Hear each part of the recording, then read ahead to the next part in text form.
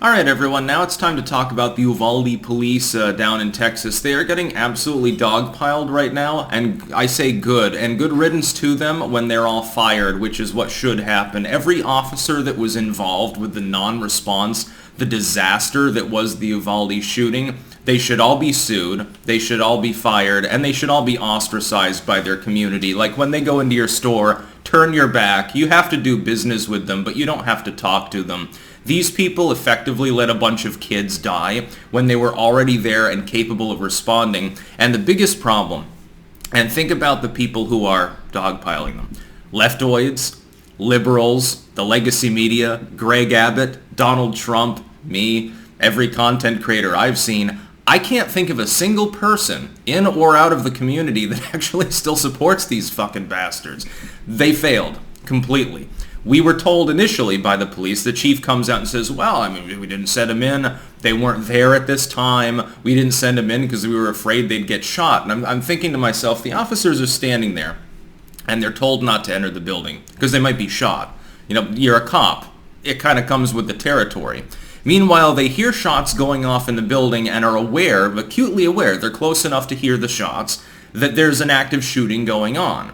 If officers are not willing to attempt to defend children, what does that say about their gusto to defend the community at large? I think we've found a root cause of why there might be more crime. And part of it isn't the fault of police around the country. Part of it is that because of excessive legal suits and constant craptivism by like morons like BLM, sometimes officers are genuinely afraid to put themselves in a situation where there might be any form of conflict because they're afraid that they'll get sued and called a Nazi or something like that. I understand.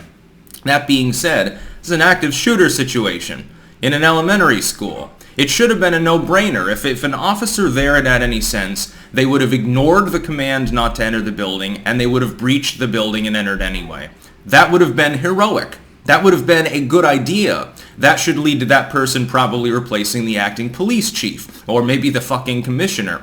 But that didn't happen, sadly. And in the end, who kills the shooter? Who kills Salvador Ramos? It's an off-duty agent, not part of that same force. Border Patrol. Isn't that very, very interesting? These people are clearly not competent and clearly do not have the balls to be police officers. I think that may be a little bit of a problem. I've concluded that we should just get rid of all non-elected metro forces anyway and just go to having just sheriffs and constables. They're guaranteed by the Constitution the ability of these individuals to be elected to a policing position. The general hope is that because they're serving the same community that voted for them, there will be a bit more camaraderie. They're definitely living in the same district that they're policing, as opposed to a metro cop who might live an hour away from where they work. They might commute from 2 towns over.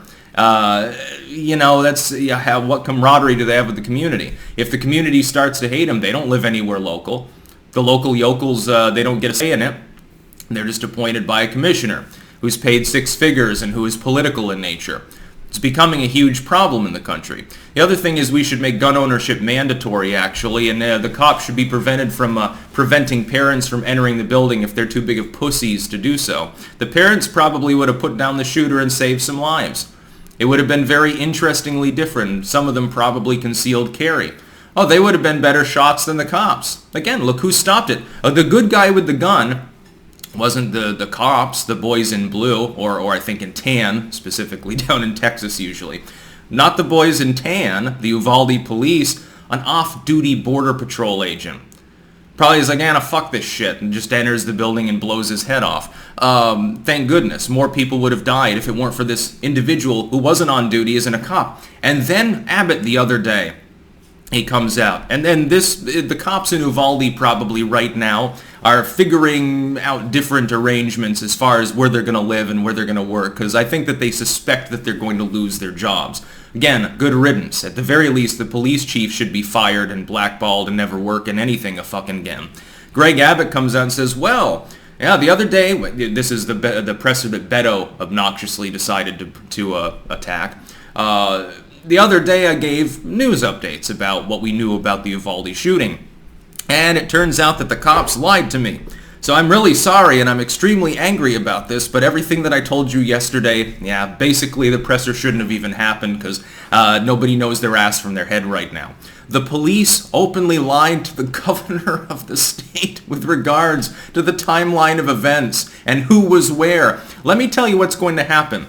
There are cameras all around the school, okay? There are cameras on the cops, all right? There are cameras on surrounding businesses and homes and so forth. We're in a wired-up society. There might have been a border patrol drone flying overhead at the time that can give us aerial footage of the entirety of these events.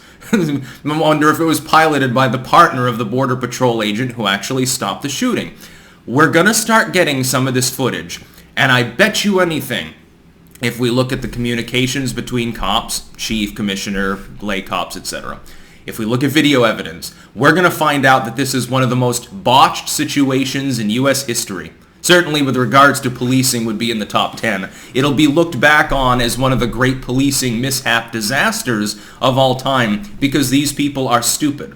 And apparently they didn't even follow protocol. Their protocol, reportedly, and it's impossible to tell which of these tales is true because there's so much misinfo coming from the Uvalde police and from various officials there, and from the Democrats. So we don't know that this is true.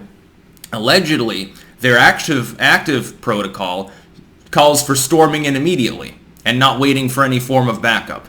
It doesn't call for staying there and holding back the parents to stop confusion from happening.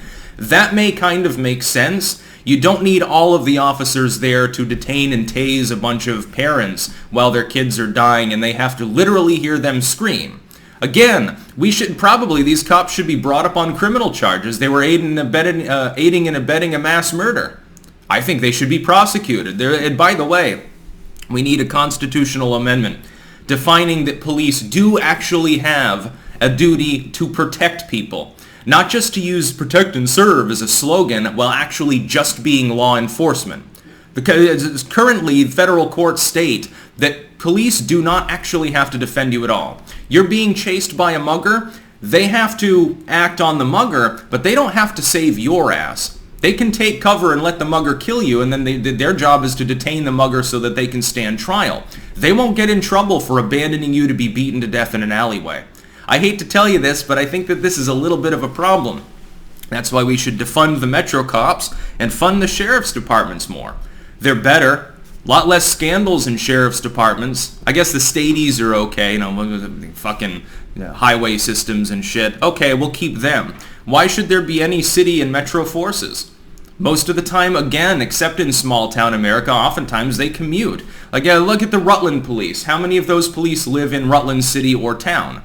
Some of them probably live in Pittsford. Some of them commute maybe as far as Brandon or something. Hell, maybe one of them lives in Middlebury. They've got their family home there. They're nostalgic. They don't want to sell it, but they happen to be the police chief in Rutland. I don't know where the hell they're from. And that's small town America.